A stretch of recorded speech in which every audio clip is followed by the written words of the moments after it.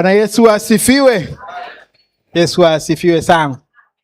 Amen. Ni wakati mwema Mungu ametupa kuweko nyumbani mwake.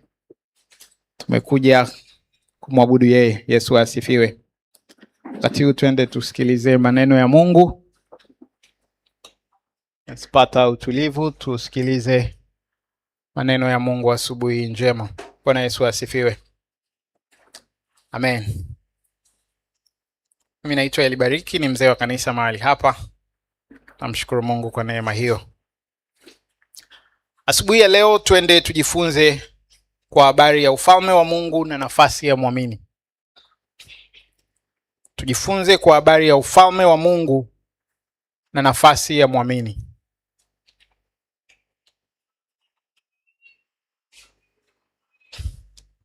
Ufalme wa Mungu na nafasi ya muamini. Bwana Yesu asifiwe. Ufalme ni nini? Na kwa nini ni muhimu kufahamu juu ya ufalme katika mazingira ambayo tupo? Ufalme ni aina ya uongozi au mamlaka yanayoongoza eneo fulani au watu fulani. Bwana Yesu asifiwe sana. Ni aina ya uongozi au mamlaka yanayoongoza eneo au watu fulani. Huo ndio ufalme. Kwa kuwa tu kwenye eneo fulani, tayari unakuwa chini ya ufalme fulani au mamlaka fulani. Au kwa kuwa tu mtu wa mtu fulani, tayari inakuweka kwenye mamlaka fulani au uongozi fulani. Na kwa kuwa hapo, basi kuna sheria na kanuni na taratibu zinakufunga, lakini pia zipo haki zako. Kwa kuwa tu eneo fulani au kwa kuwa tu mtu fulani. Bwana Yesu asifiwe sana. Ufalme. Kwa kuwa tu katika hiyo ofisi ambayo upo, kuna taratibu fulani inabidi uendelee nazo. Na usipoendana nazo, unaweza ukajikuta una hatia au unaweza ukakosa haki zako, ukaonewa. Lakini kwa kuwa tu katika hiyo familia ambayo upo, kwa kuwa tu Mtanzania, tayari kuna mamlaka au ufalme fulani uko juu yako na wewe upo chini yake. Yesu asifiwe sana. Ufalme.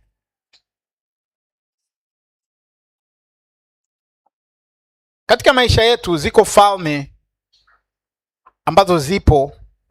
ambazo tunawajibika kwazo, na either tunafahamu au hatufahamu, kwa sababu tu tushakuwa wanadamu, kwa sababu tu tushakuwa hapa. Kuna mambo yanatufunga au kuna mambo tusipoyajua tutapoteza haki zetu. Tufungue Biblia zetu katika kitabu cha Yohana 18. Tutaanzia mstari wa 36 mpaka 37. Taomba nipate msomaji. Yohana 18:36 na 37.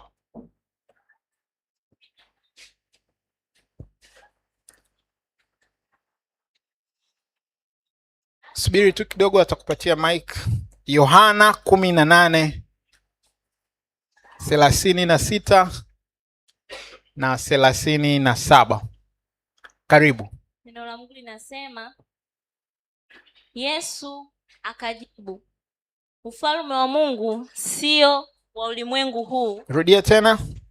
Yesu akajibu, ufalme wa Mungu ufalme wangu sio wa ulimwengu huu. Kama ufalme wangu ungekuwa wa ulimwengu huu, watumishi wangu wangenipigania nisije nikatiwa mikononi mwa Wayahudi, lakini ufalme wangu sio wa hapa. Basi Pilato akamwambia, wewe mfalme basi? Yesu akajibu, wewe wasema. Kwa kuwa mimi ni mfalme. Mimi nimezaliwa kwa ajili ya haya, kwa ajili ya haya mimi nalikuja ulimwenguni, ili nishuhudie kweli. Kila aliye na hiyo kweli hunisikia sauti yangu. Amen. Bwana Yesu asifiwe. Habari tuliyoisikia au kuisoma inamhusu Yesu muda mchache kabla ya kuhukumiwa, kuuawa na kusulubiwa msalabani. Yesu alishtakiwa wakati wanampeleka ili ashtakiwe na ahukumiwe. Yesu alihukumiwa kufa na ule utawala, ufalme ambao ulikuweko. Walimpeleka kwa shtaka la kwamba anajifanya mfalme wa Wayahudi. Bwana Yesu asifiwe sana. Ukisoma Yohana hapo mistari ya mwanzo kidogo utaona wanasema anajifanya mfalme wa Wayahudi, na kwa sababu hiyo wanampeleka kwa Pilato ahukumiwe kifo. Yesu asifiwe sana. Yesu anavyoulizwa na Pilato, wewe ni mfalme? Akatai. Actually anasema yeye ni mfalme, kwamba ndio mimi ni mfalme, lakini anaendelea mbele anasema ufalme wangu sio wa ulimwengu huu. Na baada ya huu utetezi, kwa sababu hapa ni utetezi, yuko mbele ya mfalme, anauliza wewe ni mfalme? Umeshtakiwa kwamba wewe ni mfalme. Wewe ni mfalme? Utetezi wake anasema ndio mimi ni mfalme, lakini ufalme wangu sio wa ulimwengu huu. Yesu asifiwe sana. Na ukiendelea mbele hapo utaona Pilato anakubaliana na utetezi wa Yesu. Anamshtaki, anawaambia sioni hatia juu ya huyu mtu. Huyu mtu mmesema ni mfalme, na yeye mwenyewe amekubali kwamba yes, yeye ni mfalme, lakini ufalme wake sio wa ulimwengu huu. Hapa tunajifunza kwa habari ya falme mbili ambazo zipo, ambazo Yesu zilikuwa zinamhusu wakati ule anahukumiwa, ambaye Yesu kwa kuwa mwanadamu alikuwa yuko subjected, alikuwa katika mazingira ya falme hizi mbili. Ufalme wake yeye Yesu, ufalme wa Mungu ambao hauonekani. Yesu asifiwe sana. Lakini ufalme wa ulimwengu. Yesu anataja hapa ufalme wangu si wa ulimwengu huu. Tunapata kwamba uko ufalme pia wa ulimwengu. Bwana Yesu asifiwe sana. Katika kitabu cha Mwanzo 1:26, Mwanzo sura ya kwanza mstari wa 26, alafu tutaruka tutaenda mstari wa 31. Biblia inasema, Mungu akasema na tumfanye mtu kwa mfano wetu, kwa sura yetu, wakatawale samaki wa baharini na ndege wa angani na wanyama na nchi yote pia na kila chenye kutambaa kitambaacho juu ya nchi. Wakatawale. Bwana Yesu asifiwe sana. Wakatawale. Ukishakuwa na utawala ni ufalme fulani. Bwana Yesu asifiwe. Wakapewa kutawala. Akataja vitu mbalimbali alivyoviumba, akasema hawa tunawafanya wakatawale. Mstari wa 31, Mungu akaona kila kitu alichokifanya, na tazama ni chema sana. Ikawa jioni, ikawa asubuhi, siku ya 6. Kwa asili yetu, kwa asili ya ulimwengu aliyoufanya Mungu, si ulimwengu wa dhambi. Naelewa wakati mwingine tukienda kushuhudia watu, tukienda kuongea na nawaambia kwa asili mwanadamu ni ana dhambi. Asili ipi tunaiongelea hapa? Yaani hiyo asili tunaichukulia kuanzia wapi? Bwana Yesu asifiwe sana. Kwa sababu mwanadamu aliyeumbwa na Mungu, Mungu anasema kila kitu akaona ni chema. Tunajua dhambi na Mungu hapana, si ndio? Kwa asili ya mwanadamu kabisa ni mtu aliyenyoka, sio mtu wa dhambi. Lakini nakubaliana nao kwamba huyu mwanadamu wa asili, na Biblia inatufundisha hivyo, alifika mahali akadanganywa akamuasi Mungu. Kwa tunaweza tukasema anaweza au aliweza kumuasi Mungu. Lakini asili ya mwanadamu kabisa yuko sawa na Mungu, sio mtu wa dhambi. Asili ya ulimwengu aliyoumba Mungu akasema ni kila kitu ni chema, sio wa kumuasi Mungu. Yesu asifiwe sana. Ufalme aliyotuwekea Mungu alivyosema tukatawale, ufalme sio wa kumuasi Mungu.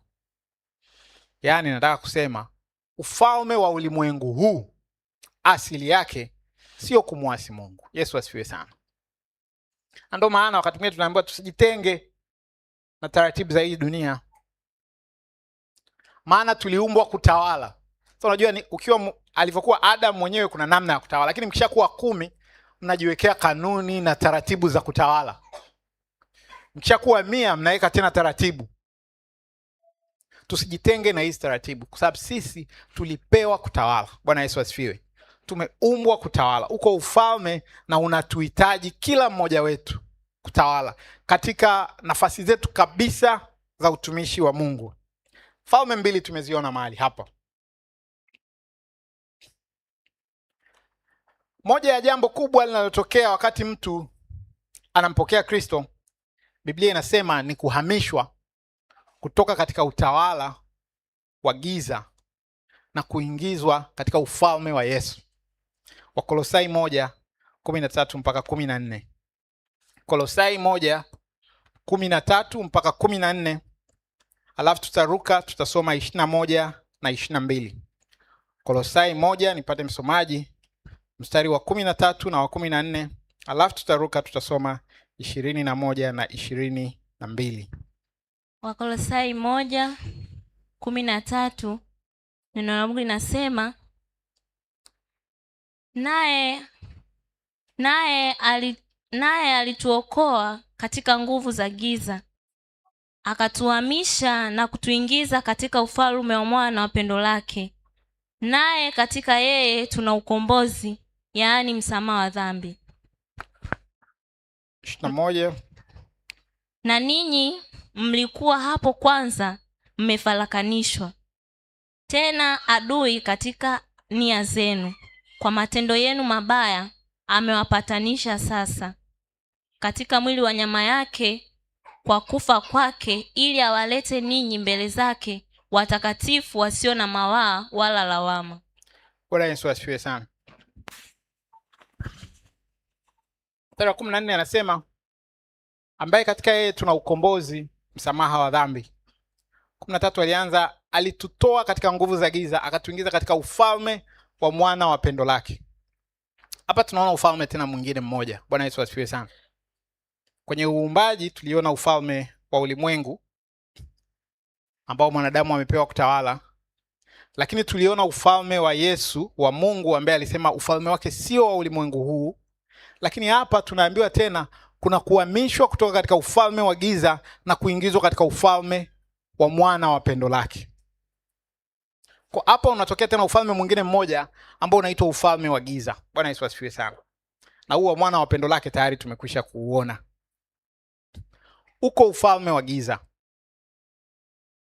Na Biblia hapa inasema katika yeye tunapata ukombozi, yani msamaha wa dhambi.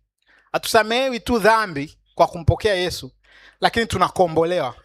Unajua kukombolewa ni sawa na kukitoa kitu mahala ambapo kilikuwa kwenye shida, kwenye unakikomboa. Ni sawa na kukitoa kitu kwenye mafuriko makubwa, unakikomboa, au unakikomboa kitu kwenye moto.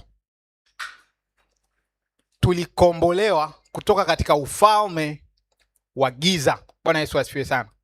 Katika mstari wa 21 inaelezea tulifikaje hapo. Kwa asili yetu haikuwa hivyo. Anasema hapo kwanza mmefarikishwa, tena adui katika nia zenu kwa matendo yenu mabaya. Tulifarikishwa. Hatukuwa hivyo kwa asili, lakini kuna hila ilifanyika katika kitabu cha Mwanzo. Ukisoma nadhani Mwanzo 3:15 inaelezea dhambi ilivyoingia, na pale tunaona Mungu anataja kwa habari ya ukombozi. Ndio kule kufarikishwa kulikotokea, kututoa katika ufalme wa Mungu tukawa kwenye ufalme wa giza. Halafu hapa anaongelea kukombolewa katika ule ufalme wa giza na kurudishwa tena katika ufalme wa Mungu. Yesu asifiwe sana. Kurudishwa kwenye asili yetu. Falme 3 tunaziona na tunaona asili yetu iko wapi. Katika hizi falme 3, falme 2 ni za rohoni, hatuzioni. Bwana Yesu asifiwe sana.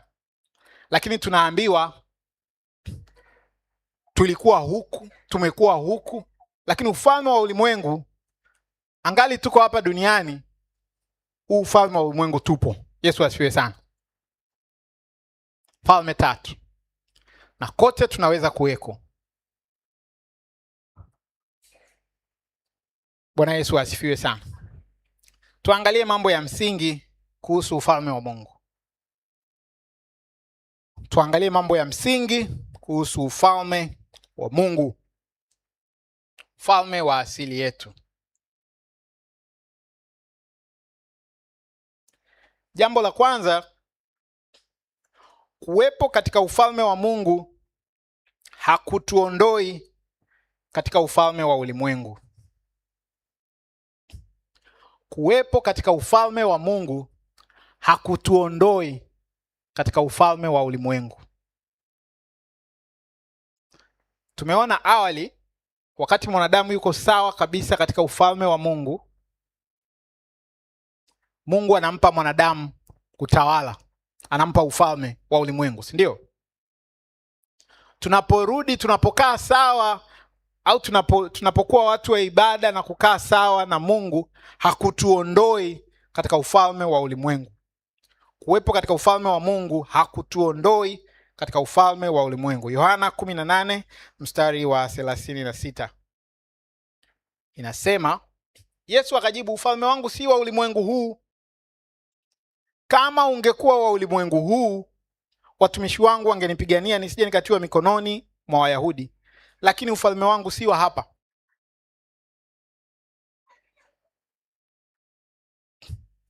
Kama ungekuwa wa ulimwengu huu, kuna namna angelindwa na watu wa ulimwengu huu. Lakini anasema ufalme wangu si wa hapa.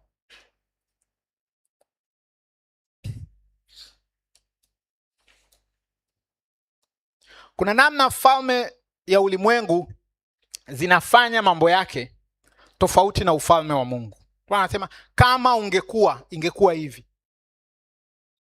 Hapa ulimwenguni ukitaka kwenda kumchukua, achana na mfalme, ukitaka kwenda kumchukua tu rais wa nchi fulani, lazima upambane kwanza na ulinzi wa ule urais wake, alafu ndo umfikie. Bwana Yesu asifiwe sana. Lakini Yesu alimkamata. Nilifurahi nilivyosoma katika kitabu cha Yohana, ukiangalia wakati Yesu anakamatwa, sikuwahi kukiona hichi kabla. Lakini Biblia inasema kwa Yesu alivyojitambulisha, alivyoona wanakuja, aliwafuata. Kwenye Yohana ukisoma hapo 18 juu utaona. Akamwambia, mnamtafuta nani? Wakati wamekuja kumkamata. Wakasema Yesu Mnazareti, kitu kama hicho. Akasema mimi hapa. Wakarudi nyuma wakaanguka wote. Biblia inasema hivyo. Bwana Yesu asifiwe sana. Akawasogelea akawauliza tena, mnamtafuta nani? Akasema mimi ndiye Yesu Mnazareti, yani mimi ndiye mnanitafuta. Hapo akamkamata. Bwana Yesu asifiwe sana. Sio kwamba alikosa ule utisho wake, alijisalimisha kwenye ufalme wa ulimwengu na taratibu zao. Yesu asifiwe sana. Kuwepo kwenye ufalme wa Mungu hakukuondoi. Kujua kwamba upo katika falme mbili kunakupa kufanya maamuzi sahihi.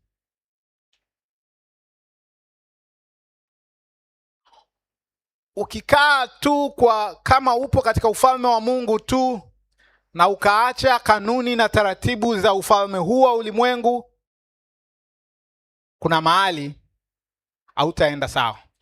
Bwana Yesu asifiwe sana.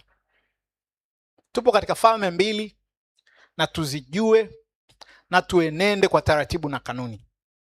Mathayo 6 mstari wa 31 mpaka 33, taomba msomaji wangu asome pale. Mathayo 6:31 mpaka 33. 6:31 neno la Mungu linasema, msisumbuke basi mkisema, tule nini au tunywe nini au tuvae nini? Kwa maana hayo yote mataifa huyatafuta, kwa sababu Baba yenu wa mbinguni anajua ya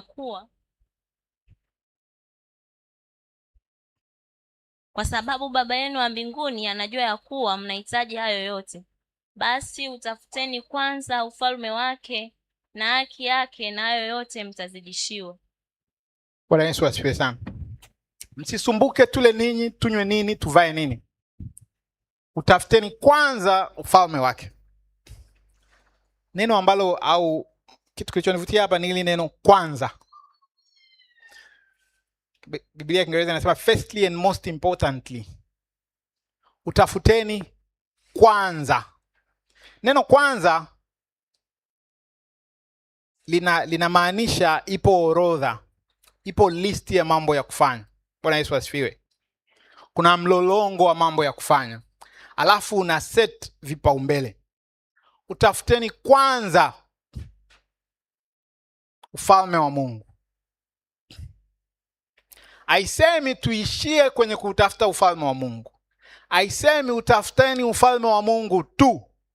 Inasema utafuteni kwanza ufalme wa Mungu. Bwana Yesu asifiwe sana. Lazima tujitathmini na tuone kwamba hatuishii kwenye hatua ya kwanza tu. Hii kula na kunywa ambavyo tunaambiwa tusianze navyo, tusisumbuke navyo.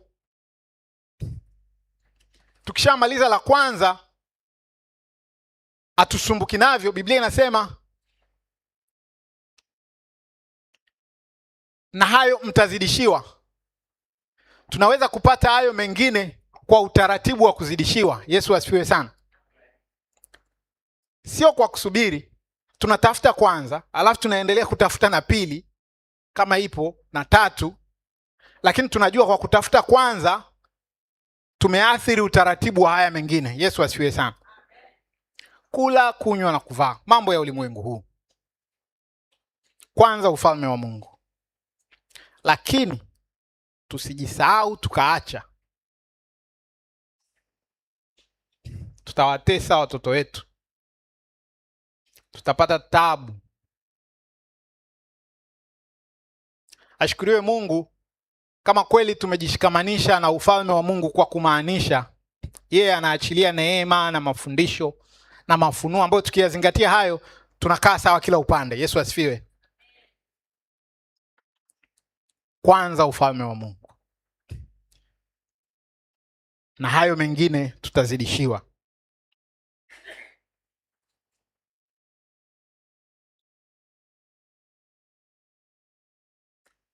Biblia inaongelea mambo yote.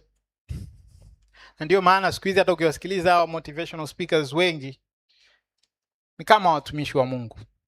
Ni kweli wengi wao ni watumishi, lakini wako ambao sio watumishi kabisa, lakini kama watumishi. Kwa sababu wanaongelea concept za ulimwengu huu ambazo asili yake ni Mungu. Na Biblia inazigusia zote hizo.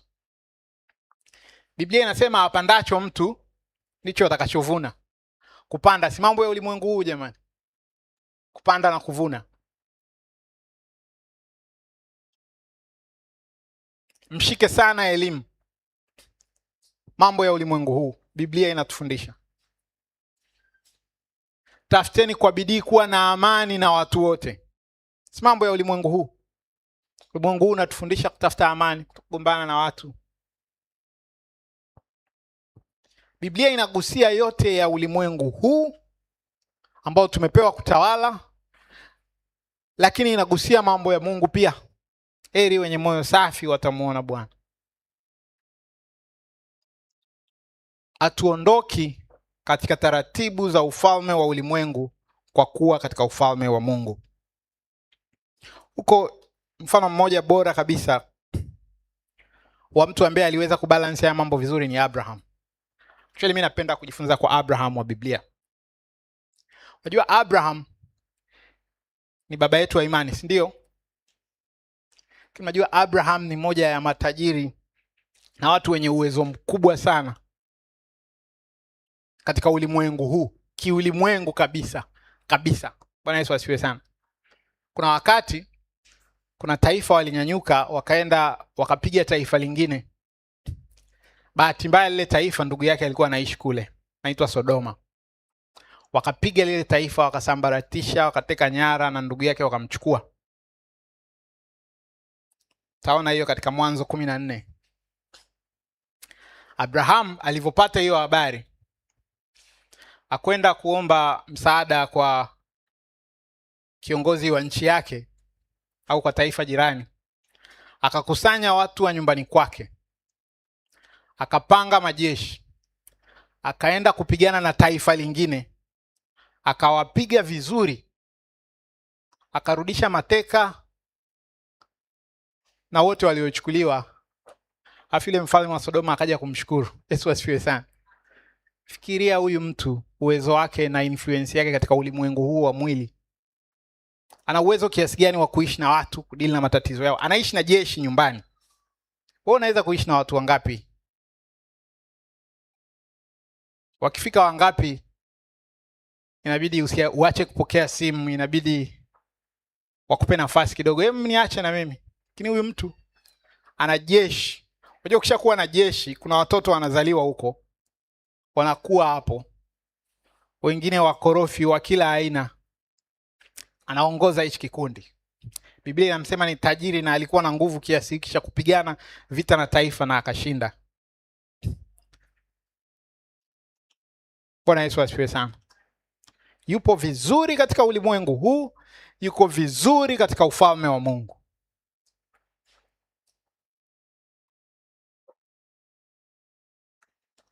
Mara nyingi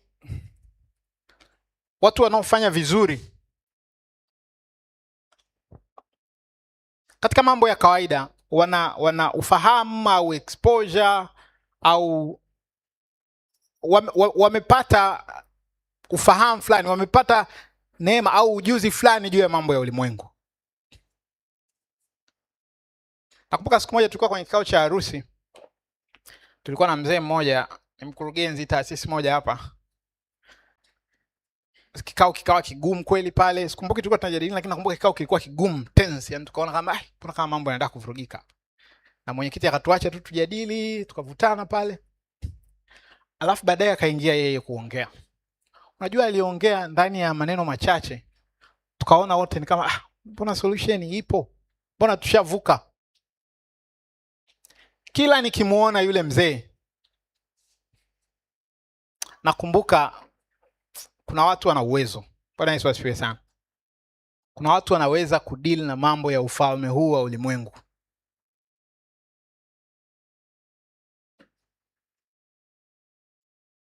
Lazima tuongeze uwezo wetu. Lazima tuongeze uwezo wetu. Sio tu katika ufalme wa Mungu, lakini katika ufalme wa ulimwengu huu.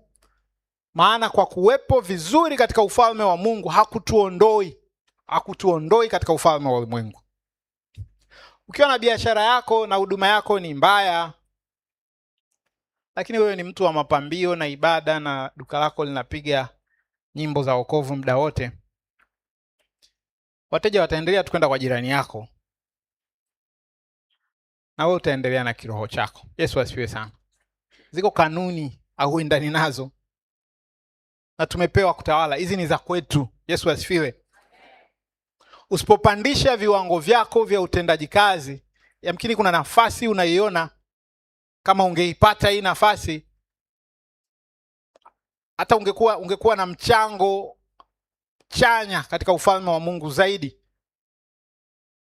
Lakini usipopandisha viwango vyako ukaendana na hiyo nafasi, haiwi. Ni kweli ungepewa huo uteuzi, tungenunua kiwanja cha kanisa kwa urahisi zaidi. Na Yesu anajua moyo wako kwake.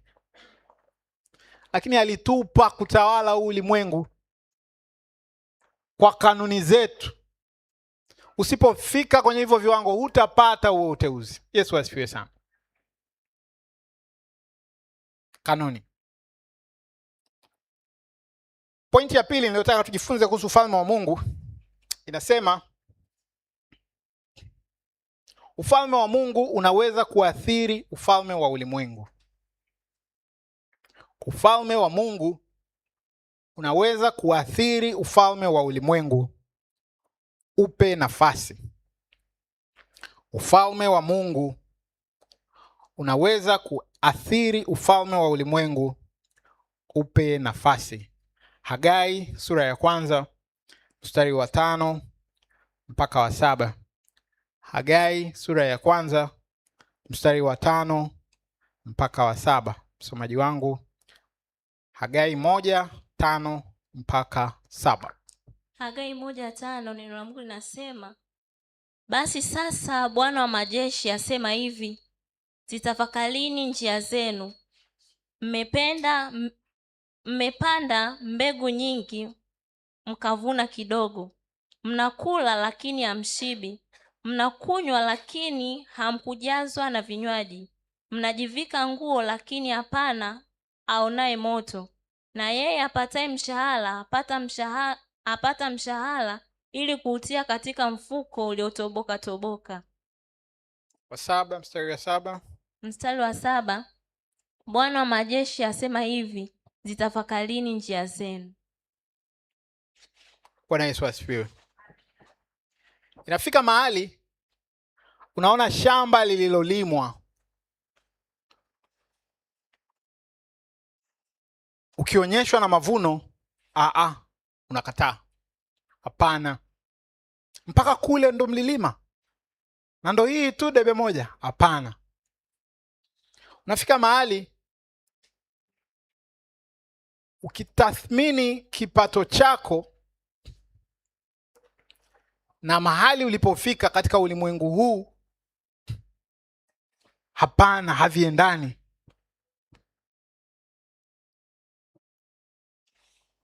Biblia inasema wanakula hawashibi, wanakunywa lakini hawajazwi vinywaji, wanajivuka nguo lakini hamna aonaye moto. Ni kama hamna kilichofanyika hivi. Alafu Bwana anasema zitafakarini njia zenu. Bwana Yesu asifiwe sana. Hawa ni watu ambao walienda tofauti, waliacha nyumba ya Bwana, wakakaa kwenye mambo yao na mambo yakaenda tofauti.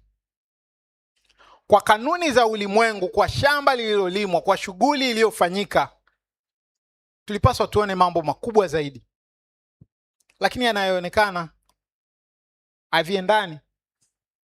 Zitafakarini njia zenu. Huu ni mfano wa sehemu ambapo ufalme wa Mungu umeathiri kanuni na taratibu za ulimwengu wa dunia. Yesu asifiwe sana. Bwana Yesu asifiwe. Panda vingi, unavuna vichache. Alafu Bwana anasema zitafakari njia zako. Wataalamu wanasema hapana, hii ilitakiwa uvune zaidi. Mathayo 6:31 mpaka 33. Hii ambayo tuliisoma.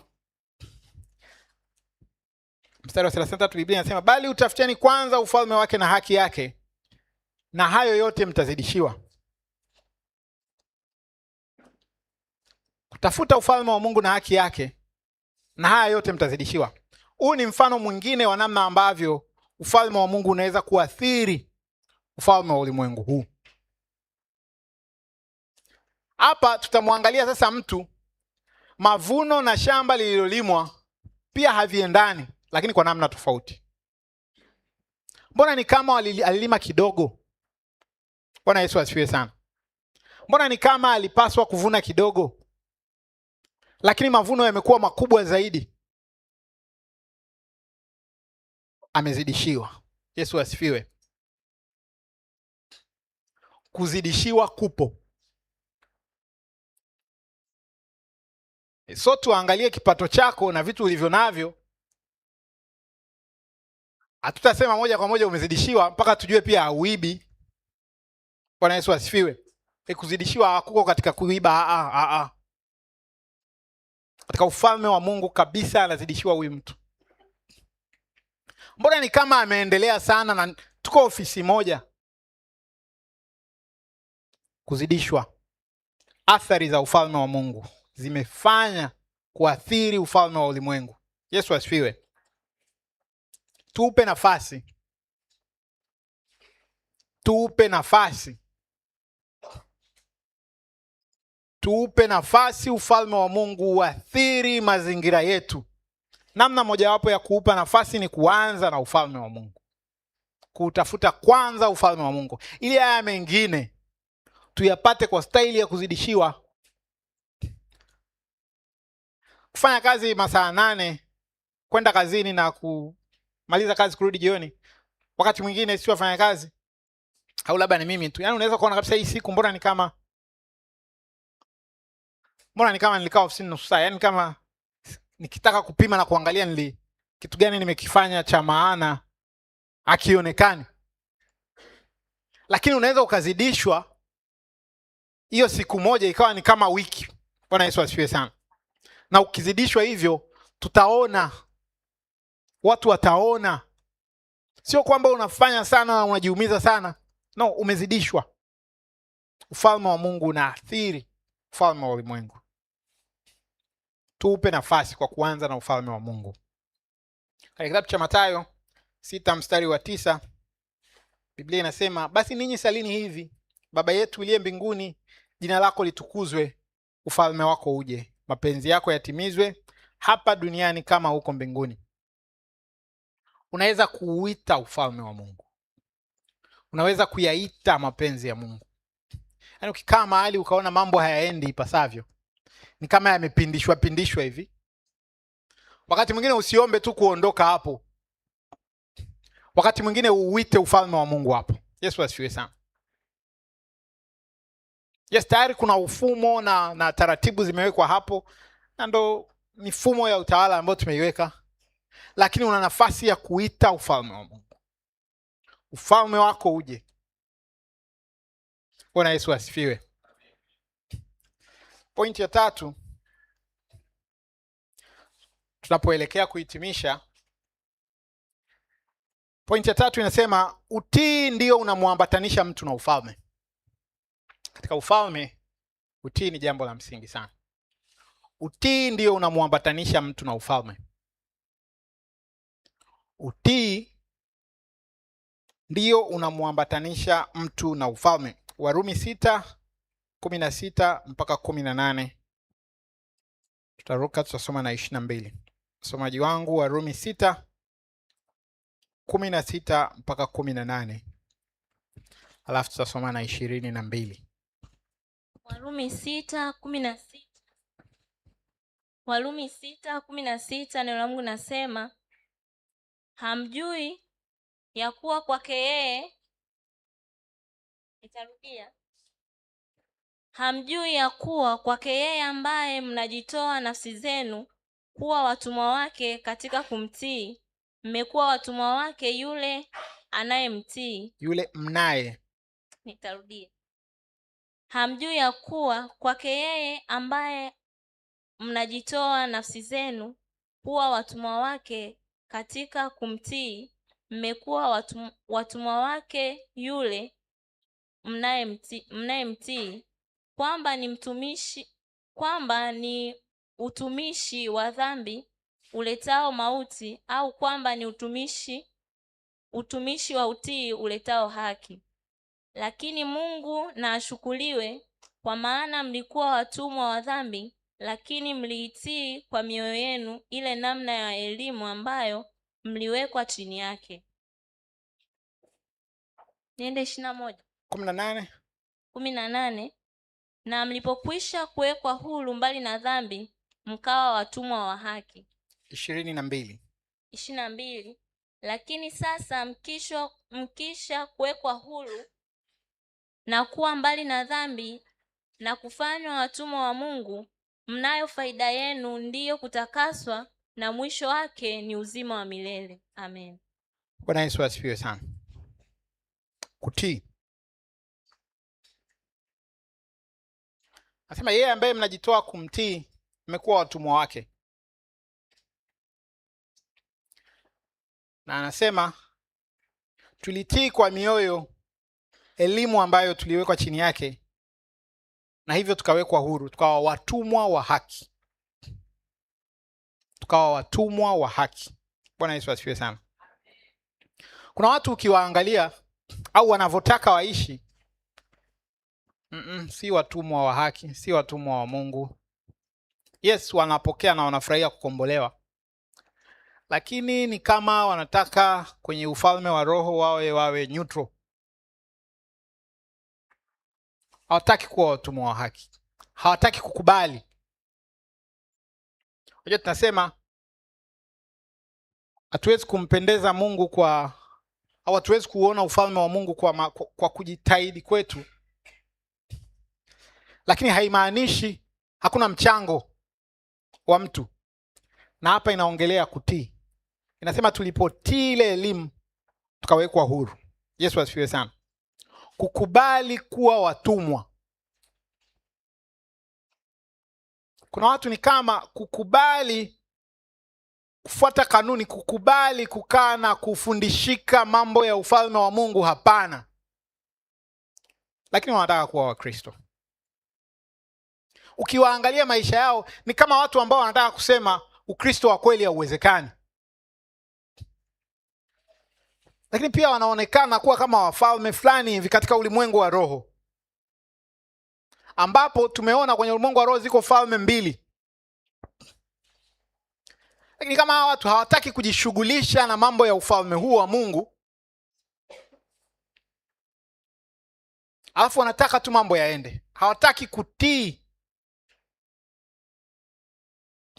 yale machache madogo wanayoyajua, hawataki kujifunza kwa habari ya ufalme wa Mungu.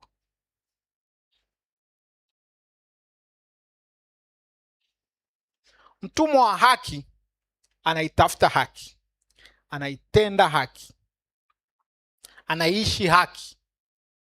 Bwana Yesu asifiwe sana. Hauwezi kuwa wewe maisha yako kujifunza neno la Mungu hakupo. Hata kupata wakati wa kutulia basi kwa utulivu uplay usikilize, hata huko pia umeshindwa. Kusoma umeshindwa, kusikiliza kwa utulivu umeshindwa. Ni hapa tu tunapokutana, na hapa yenyewe ni kama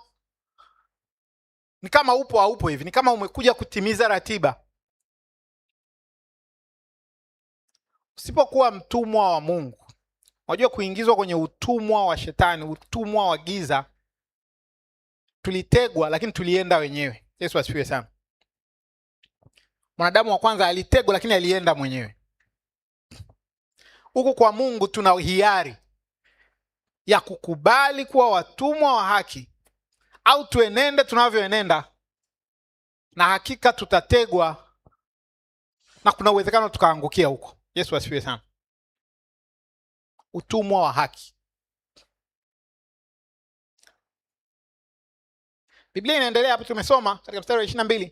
Inasema faida ya kuwa mtumwa wa haki ni kutakaswa na mwisho uzima wa milele. Unajua wakati mwingine unapokosa sababu ya kukaa na kujifunza maneno ya Mungu, hebu ona hili kutakaswa. Hebu angalia maisha yako na namna unavopambana na mambo ya ulimwengu huu, na namna unavofungwa na mambo ya ulimwengu huu. Alafu neno la Mungu linasema ukikubali kuwa mtumwa wa haki, kuwa mtumwa wa Mungu. Tafsiri nyingine zimetumia neno mtumishi wa Mungu. Unatakaswa. Yesu asifiwe sana. Ukikubali kutii hayo machache unayoyajua, mtanguliza Mungu, kuomba, kujifunza maneno ya Mungu, kumaanisha mambo ya ibada, kuwa na wakati wa ibada, kupo kutakaswa. Unajua kuishi Mkristo alafu ukweli ni kwamba maisha yako unayajua si ya Kikristo, ni mzigo. Yesu asifiwe sana. Sio raha. Bwana Yesu asifiwe. Ni tabu. Ashukuriwe Mungu kwamba tuna matumaini siku moja utakutana na neema yako. Lakini hiyo neema utakutana nayo tu utakapokubali kuwa mtumwa. Bwana Yesu asifiwe sana. Utii. Utakapotii kwa yale unayoyajua. Jemedari mmoja anaitwa Naaman. Alikuwa na ukoma. Akaambiwa yuko nabii anaweza akakusaidia. Akaenda kwa nabii Elisha. Elisha akamwambia nenda kaoge Yordani mara 7 utatakasika. Akakasirika kweli kweli. Mimi jemedari mtu mkubwa, nina majeshi, ninaamrisha mambo, unaniambia maelekezo kama hayaji nikaoge Yordani mtoni. Kweli? Mtumishi wake kwa hekima akamwambia lakini mkuu, ungeambiwa jambo kubwa hilo si ungelifanya? Mbona hili ni dogo? Na mbona hichi unachokitaka? Kimsingi anataka kutakaswa ukoma, hana uwezo wa kujitakasa ule ukoma. na ili atakaswe ameambiwa jambo dogo. Sasa mkuu, fanya tu bana. Ni masaa mangapi bana? Kuwa mtii kwa yale unayoyajua. Yesu asifiwe sana. Kuwa mtii. Kuwa mtii. Kuwa mtii. Yaliyoshindikana yatawezekana. Utii uko kwenye uwezo wako, lakini yako mambo hayako kwenye uwezo wako. Lakini Mungu anasema kwa kutii tunatakaswa. Bwana Yesu asifiwe sana. Utii. Tujiattach vizuri na ufalme wa Mungu kwa kuwa watii katika ufalme wa Mungu. Yeye mnayemtii mmekuwa watumwa wake. Mstari tuliousoma. Tutii mambo ya Mungu. Jambo la mwisho la msingi kuhusu ufalme wa Mungu ambao natamani tujifunze asubuhi ya leo, nasema tafuta kusikia, kuelewa na kuwa na mizizi katika ufalme wa Mungu. Tafuta kusikia, kuelewa na kuwa na mizizi katika ufalme wa Mungu. Na jilinde usisongwe na shughuli za dunia na udanganyifu wa mali. Refu hii nitairudia. Tafuta kusikia, kuelewa na kuwa na mizizi katika ufalme wa Mungu. Na jilinde usisongwe na shughuli za dunia na udanganyifu wa mali. Pointi yetu ya 4, tafuta kusikia, kuelewa na kuwa na mizizi katika ufalme wa Mungu. Na jilinde usisongwe na shughuli za dunia na udanganyifu wa mali. Mathayo 13 mstari wa 11, alafu tutaruka tutasoma 18 mpaka 23. Msomaji wangu Mathayo, msomaji wetu Mathayo 13:11, alafu tutaruka tutasoma 18 mpaka 23. Mathayo 13:11, neno la Mungu nasema, akajibu akawaambia, ninyi mmezaliwa kuzijua siri za ufalme wa mbinguni. Rudia tena. Akajibu akawaambia, ninyi mmezaliwa kuzijua siri. Ninyi mmejaliwa. Akajibu akawaambia, ninyi mmejaliwa kuzijua siri za ufalme wa mbinguni, bali wao hawakujaliwa. Siri za ufalme wa mbinguni. Mstari wa 18, tuzisikie hizo siri. Mstari wa 18, basi ninyi sikilizeni mfano wa mpanzi. Kila mtu alisikiapo neno la ufalme asielewe nalo. Nitarudia. Kila mtu alisikiapo neno la ufalme asielewe nalo, huja yule mwovu akalinyakua lililopandwa moyoni mwake. Huyo ndiye aliyepandwa karibu na njia. Naye aliyepandwa penye miamba, huyo ndiye alisikiaye lile neno akalipokea mara kwa furaha, lakini hana mizizi ndani yake, bali hudumu kwa muda. Ikitukia dhiki na udhia kwa ajili ya lile neno, mara huchukuliwa. Naye aliyepandwa penye miiba, huyo ndiye alisikiaye lile neno, na shughuli za dunia na udanganyifu wa mali ulisonga lile neno, likawa halizai. Mstari wa 23, naye aliyepandwa penye udongo mzuri, huyo ndiye alisikiaye lile neno na kuelewa nalo. Yeye ndiye azae matunda, huyu 100 na huyu 60 na huyu 30. Amen. Bwana Yesu asifiwe sana. Kwa Yesu kwenye hii Mathayo utasoma kwa mifano mingi, na Biblia ni mifano ya ufalme wa Mungu. Mifano mingi ya ufalme wa Mungu, lakini tumeuona huu mmoja, mfano wa mpanzi. Bwana Yesu asifiwe. Wako watu walisikia neno, hawakuelewa. Bwana Yesu asifiwe sana. Walisikia kabisa, walisikia, hawakuelewa. Ikatoka hiyo,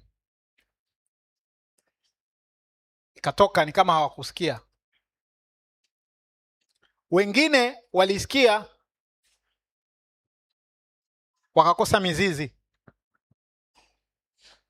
Walisikia lakini kama vitu vimeekwa hivi, hawana mizizi. Unajua ili mti uwe na mizizi inabidi ukae na udongo huo, ukae hapo hapo, unyonye virutubisho, utandaze mizizi, baadaye unakuwa mti. Yesu asifiwe sana. Umeendelea kuwepo, umeendelea kupata virutubisho, unakuwa mti kweli kweli. Lakini hawa wamesikia, wameelewa, hawajafika level ya kuwa na mizizi. Ni kama hawajachimba kutafuta. Jua mti saa nyingine unatandaza mizizi kutafuta virutubisho, hawajatafuta kujua. Nakumbuka kuna wakati fulani nilisoma Biblia yote miaka kadhaa nyuma, na nilifurahi sana, na nikawa nimekusudia nitaendelea kufanya hivyo kila baada ya kipindi fulani. Sipata sana neema ya kurudia, lakini baadaye nikapata wakati wa kujifunza labda kitabu kimoja au kujifunza somo fulani, alafu unaenda deep, unaenda kusearch hivi hili somo limeguswa wapi tena na hili wapi tena. Tunaikuta mbona kama nimegundua vitu vingi zaidi ambavyo sikuvigundua nilivyosoma Biblia yote. Bwana Yesu asifiwe sana. Nilivyotafuta virutubisho mahususi. Sasa siku moja nataka kujifunza kwa habari ya zaka, nikajifunza kwa weeks, ninatafuta kujua maelekezo. Wakati mwingine nikasema tunataka kusoma hichi kitabu cha Ayubu vizuri, nikakisoma kweli kweli, nikakisoma nikamwambia mbona nilisoma vyote lakini mbona kuna vitu ni kama sikuwahi kuviona. Yesu asifiwe sana. Tafuta virutubisho. Mizizi. Amesikia, ameelewa kweli kabisa, ameelewa. Amekosa mizizi. Hamna kitu baada ya muda. Mwingine na mizizi anayo. Huyu yuko vizuri, huyu amefika level nzuri. Mizizi amekuwa nayo, amesikia, ameelewa, amekuwa na mizizi. Lakini Biblia inasema shughuli za dunia na udanganyifu wa mali. Shughuli hizi za ulimwengu zikapita naye, akawa kama tu yule ambaye hakusikia.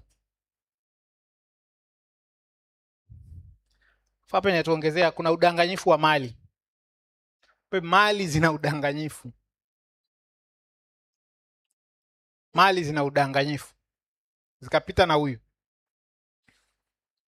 Bwana Yesu asifiwe sana. Kwenye ufalme wa Mungu lazima tutafute kusikia. Tunatakiwa kusikia mambo ya ufalme wa Mungu. Hii ni amri au ni maelekezo. Kwa hiyo ni utii tunapotafuta kusikia mambo ya ufalme. Lakini kuelewa, kutafuta na kuwa na mizizi kabisa. Baada ya hapo tunajichunga, angalia shughuli, yes, shughuli tutabalance. Mali, yes, tutakuwa makini, hatutaenda kwenye udanganyifu wa mali. Kuna mahali hatutafika sisi. Sio kwa maana ya kuwa na utawala wa ulimwengu, huo tumepewa. Lakini tuna mipaka yetu ya namna ya kufanya mambo yetu. Yesu asifiwe sana. Tutazingatia hayo. Biblia inasema huyu atazaa. Akikaa katikati ya jamii watu wataona ule uchumvi, tunaambia sisi ni chumvi ya dunia. Ile chumvi itaonekana. Watu wataona ile nuru, watu wataona kwa kweli huyu ni taa tumepewa kwa kweli. Huyu ni taa kwa kweli. Bwana Yesu asifiwe sana. Tafuta kusikia. Tafuta kuelewa. Tafuta kupata mizizi. Na ujilinde na shughuli za dunia na udanganyifu wa mali visikusonge. Wakati huo tunahitimisha, niombe praise team watakuwa wanapanda huku juu.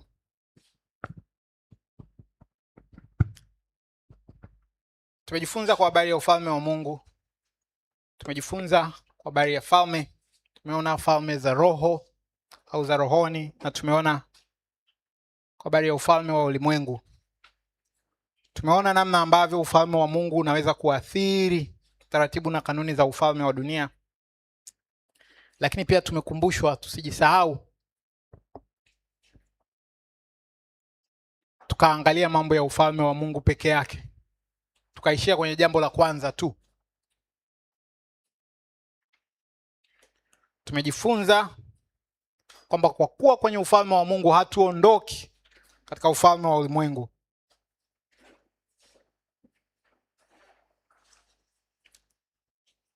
Lakini pia tumejifunza kwa habari ya utii na namna unavyomuambatanisha mtu na ufalme.